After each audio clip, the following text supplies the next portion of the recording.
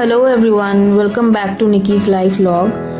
तो मैं उम्मीद करती हूँ कि आप सब बहुत अच्छे होंगे। मैं भी ठीक ही हूँ। मेरा क्या है, मेरा तो हेल्थ में उतार चढ़ाव लगा ही रहता है। तो ये सबको साइड रखते हैं। आज का व्लॉग जो है काफ़ी प्रोडक्टिव होने वाला है। सबसे पहले हम लोग लंच के लिए बाहर जा रहे हैं। उसके बाद हॉस्पिटल चलेंगे वैक्सीन लगवाने, क्योंकि मेरा 2 वैक्सीन था और डायलिसिस के बाद, और उसके बाद मैंने पहला वैक्सीन तो लगवा लिया था और दूसरा थोड़ा टाइम था, तो आज मैं उसके लिए निकल रही हूँ हॉस्पिटल लगवाने के लिए। तो आज हमने सोचा कि हम लोग लंच बाहर ही करेंगे, क्योंकि हॉस्पिटल में जो वैक्सीन लगेगा वो 5 बजे के बाद नहीं लगता है, और अगर हम लोग लेट हो गए तो हमारा वैक्सीन मेरा वैक्सीन मिस हो जाएगा, जो कि मैं नहीं चाहती। और इसीलिए हम लोग लंच बाहर कर रहे हैं। तो बिना टाइम वेस्ट किए आज का व्लॉग स्टार्ट करते हैं। मैं एक्चुअली यहाँ मेरे घर के पास में मंदिर में से निकल रही हूँ। मैं ना बहुत सारी चीज़ें रिकॉर्ड करना एक्चुअली भूल जाती हूँ, क्योंकि व्लॉगिंग मेरे लिए नया है। तो इस वजह से मैं कई बार ऐसा होता है कि मैं भूल जाती हूँ रिकॉर्ड करना। तो मुझे याद आया कि मुझे व्लॉगिंग भी करना है, तो मैंने रिकॉर्ड करना स्टार्ट किया। अभी मैं रोड क्रॉस कर रही हूँ और मेरी कैब रोड के उस पार है, तो मैं वहाँ पे जा रही हूँ।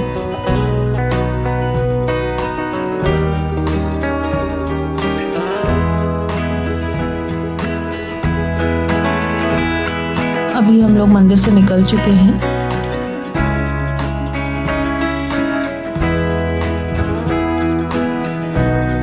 जब मैं कैब में थी ना, तो मुझे एक ख्याल आया जो कि मैं आप सबके साथ शेयर करना चाहती हूँ। कि जब मैं आईसीयू में थी हॉस्पिटल में, तो मुझे मेरा वेट इतना ज़्यादा था। मैं 78 kgs की थी, क्योंकि मेरे अंदर पूरा वाटर रिटेंशन था, मतलब पूरा पानी भरा हुआ था बॉडी के अंदर। और मेरा जो बॉडी पेन था वो इतना ज़्यादा था कि मैं मुश्किल से बैठ पाती थी और चल पाती थी। मेरा चलना भी मुश्किल हो गया था। मैं व्हील चेयर पे थी। और मुझे जब मैं वहाँ से फिर घर आई, तो मुझे समझ नहीं आया कि मैं कैसे मैनेज करूँगी घर पे। और जब मुझे डॉक्टर्स ने ये बताया कि वीकली 2 बार आना है आपको डायलिसिस के लिए, तो मुझे बिल्कुल भी समझ में नहीं आता। और इतना स्ट्रेसफुल था वो टाइम कि मैं कैसे चलूँगी, क्योंकि मैं व्हीलचेयर पे थी। तो मुझे समझ ही नहीं आ रहा था कि मैनेज कैसे होगा। और मुझे अपने फ्यूचर को लेके इतना स्ट्रेस रहता था उस वक्त। मैं रात को सोती थी तो उठ के मैं रोना स्टार्ट कर देती थी कि मेरा फ्यूचर क्या ही है। मुझे इतना तो पता था कि लाइफ टाइम मुझे डायलिसिस की ज़रूरत पड़ेगी, और उसके बाद उसके ऊपर ये स्ट्रेस था कि मैं चल भी पाऊंगी या नहीं, या फिर मुझे लाइफ टाइम व्हीलचेयर। ऐसे डॉक्टर्स तो बोल रहे थे कि ठीक हो जाएगा, बट मुझे उस वक्त बिल्कुल भी समझ नहीं आ रहा था कि मेरे साथ क्या हो रहा है। और उसके बाद फिर क्या हुआ कि मेरा डायलिसिस स्टार्ट हुए 4 से 5 महीने हो चुके हैं, और अब मैं चल भी पा रही हूँ। तो ये जो 4 से 5 महीने का जो एक्सपीरियंस है, उससे मुझे ये रियलाइजेशन हुआ है कि कोई भी चीज़ शुरू में आपको बहुत स्ट्रेसफुल लगता है या डिफ़िकल्ट लगता है, लेकिन एक टाइम के बाद ना उसकी आदत हो जाती है आपको। और एक टाइम के बाद आपको फिर ऐसा लगने लगता है कि जिसके बारे में मैं सोच के इतना स्ट्रेस ले रही थी, वो चीज़ तो आप मैनेज कर पा रहे हो। और अगर मैनेज नहीं भी हो पा रही है तो उसकी आपको आदत हो जाती है। और देखिए, देखते ही देखते हम लोग रेस्टोरेंट पहुंच चुके हैं। और अभी मेरे ख्याल से अगर लंच मिल जाए तो बहुत अच्छी बात है, क्योंकि 3 बज चुके हैं। 3:10 या 3:15 हो रहे हैं। तो देखते हैं लंच मिलता है या नहीं। ये है रेस्टोरेंट का इंटीरियर। और यहाँ हमें चाइनीज़ खाना पड़ रहा है, क्योंकि लंच का टाइम ओवर हो गया था। तो यहाँ पे हमने मंगाया American corn salt and pepper, honey chilli potato और fried rice with chilli paneer. तो हम अपना लंच एंजॉय कर रहे हैं और अब यहाँ से निकलते हैं, क्योंकि हॉस्पिटल के लिए फिर लेट हो जाएगा। और अभी शायद शाम के 4:30 बज रहे हैं, तो चलिए चलते हैं।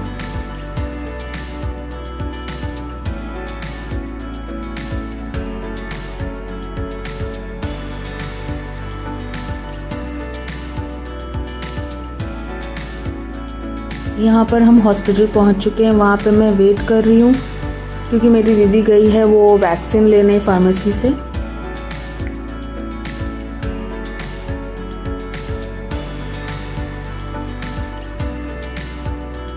अभी मैं जा रही हूँ वैक्सीन लगवाने।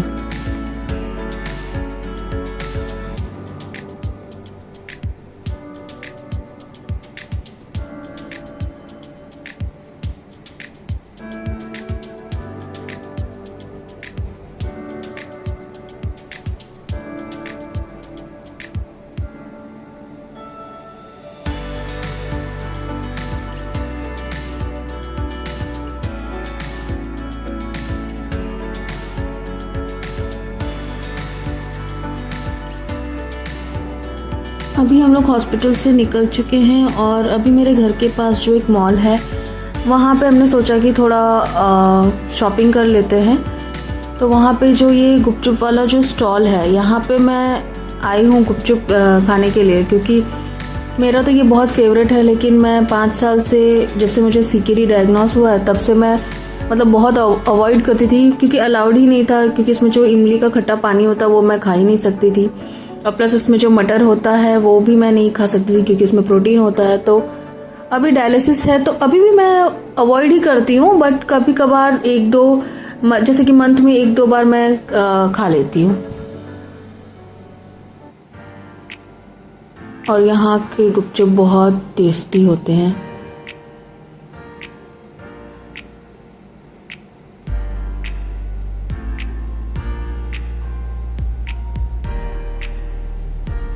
मैं जब छोटी थी तो मैं छोटे से ही मतलब मुझे गुपचुप खाना इतना पसंद था। मेरे सारे रिलेटिव्स, फ्रेंड्स, सबको पता था कि मतलब मैं गुपचुप पगलू हूँ।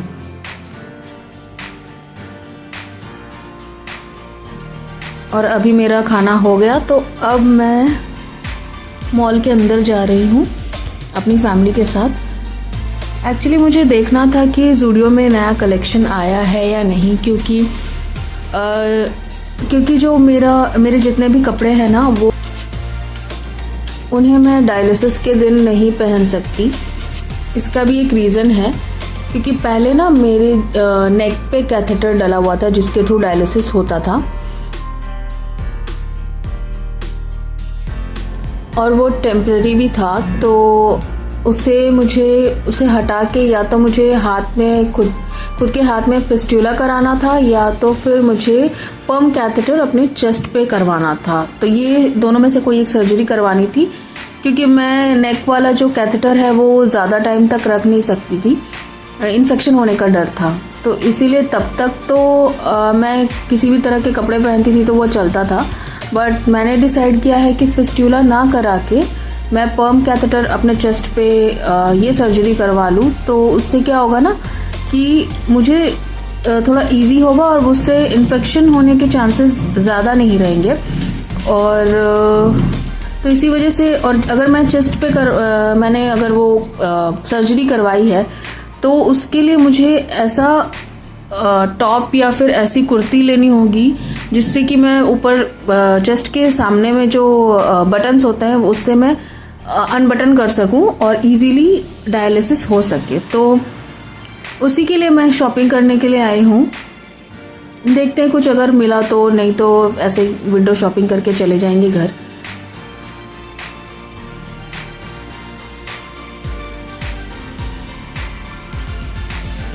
इतने सुंदर सुंदर टॉफ़ीज़ हैं, कैंडीज़ हैं। बचपन में ये हमें कहाँ मिलता था। अभी तो बहुत कुछ मतलब अच्छा देखने को मिलता है। तो चलिए ज़ूडियो में चलते हैं।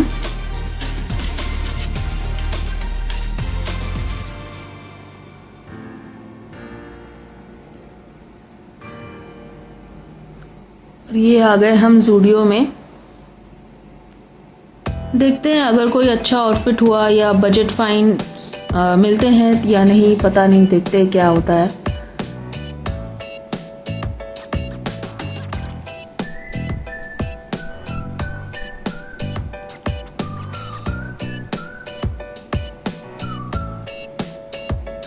ये सारे कलेक्शन है। मुझे तो शर्ट लेना था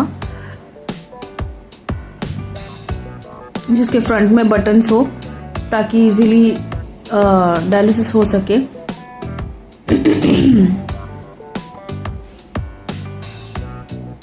और यही मैं देख रही हूँ कैसा है। और ज़ूडियो की खास बात यह है ना कि हर मंथ शैब्स का कलेक्शन चेंज होता है और वो बजट में भी होता है, तो आप उसको मतलब रेगुलर यूज़ पे भी ले सकते हो। तो मैं बस वही चेक कर रही थी कि क्या क्या कलेक्शन आया है, कैसे कैसे टॉप्स हैं, शर्ट्स हैं,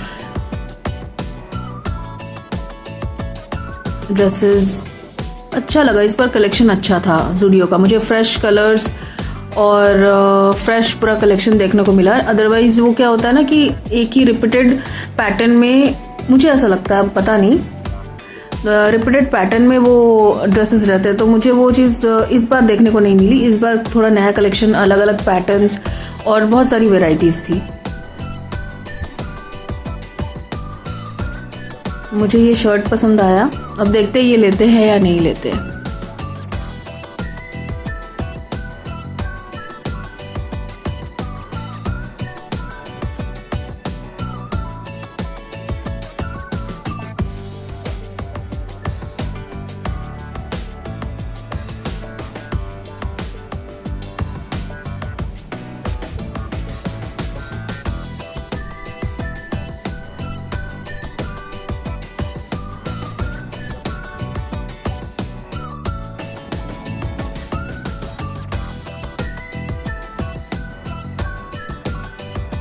ज़ूडियो आके बिना कुछ देखे निकलना तो ऑलमोस्ट इम्पॉसिबल हो जाता है।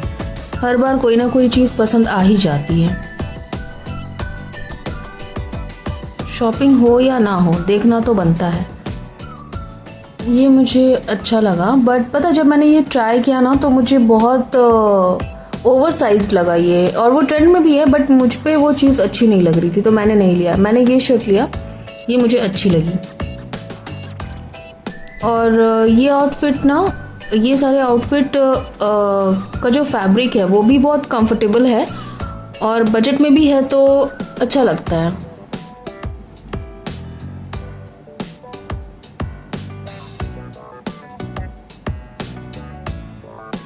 और ये सारे tops, T shirts casual outing के लिए भी परफेक्ट हैं। यहाँ पे भी अच्छे अच्छे ड्रेसेस हैं, बट मुझे लेना नहीं था क्योंकि उनमें बटन्स, मतलब फ्रंट में बटन नहीं था। तो मेरे पास ऐसे ड्रेसेस बहुत है, बट वो मुझे चाहिए था पर्टिकुलरली कि बटन्स वाले ड्रेसेस हो, या फिर कुर्तीज़, या फिर टी शर्ट्स, टॉप्स, ये सारी मुझे ज़रूरत थी। तो मैंने उसी के हिसाब से देखा और मैंने वही शॉपिंग किया।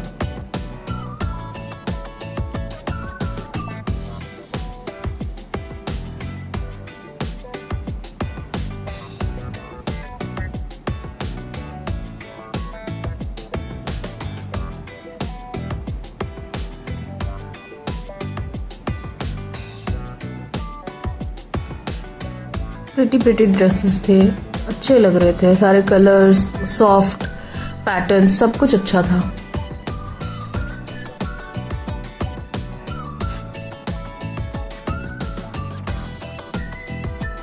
अब मैं ऐसे ही पूरा स्टोर एक्सप्लोर करने जा रही हूँ कि क्या क्या है, क्योंकि कलेक्शन नया था और बहुत दिनों बाद मैं ज़ूडियो आई थी, तो मैं बस देख रही थी कि क्या क्या अच्छा आया है।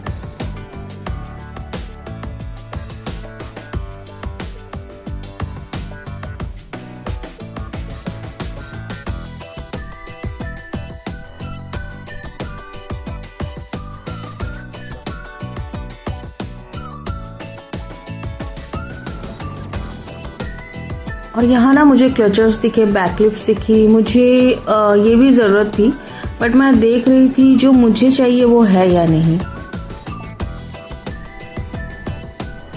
बट ऐसा कुछ मिला नहीं मुझे। और यहाँ पे मैं अपने भैया के लिए शर्ट्स देख रही थी, अगर कुछ अच्छा मिल जाता तो, बट मिला नहीं वैसा कुछ।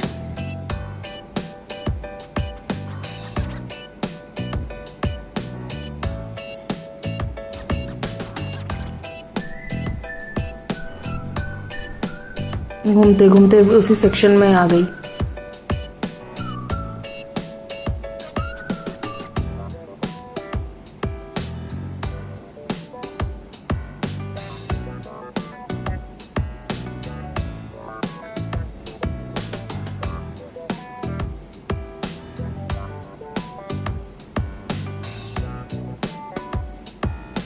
यहाँ पे बहुत क्यूट क्यूट क्लचर्स रखे हुए थे, यहाँ पे परफ्यूम्स। और सबसे अच्छी बात ज़ूडियो की ये है ना कि यहाँ पे सिर्फ कपड़े ही नहीं, एक्सेसरीज़ का भी कलेक्शन बहुत अच्छा होता है। छोटी छोटी चीज़ें भी पूरे लुक को कंप्लीट कर देती है और सारी चीज़ें एक ही जगह पे मिल जाती हैं।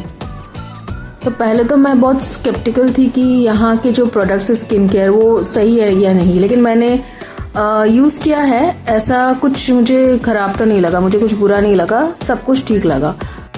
और अब मैं जा रही हूँ बिलिंग कराने क्यों, और व्लॉग ज़्यादा लंबा हो जाएगा तो ये व्लॉग यहीं पे एंड करते हैं। और आई होप कि आपको व्लॉग अच्छा लगा होगा, तो please like share and subscribe.